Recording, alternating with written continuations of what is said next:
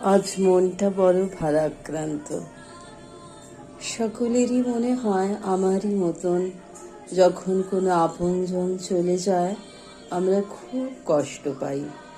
কিন্তু যখন আমরা জানতে পারি আপনজন চলে যাচ্ছে, চলে যাবে, শুধু কিছু দিনের অপেক্ষা, আমার মনে হয় এর থেকে কষ্ট আর কিছু নেই।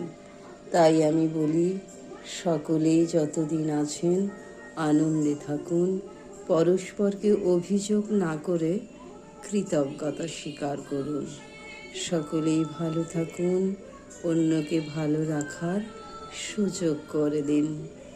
তাই কবিগুরুর মতন আমিও আশ্রয় নিয়েছি তোমার অসীমে প্রাণ মন লয়ে, যত দূরে আমি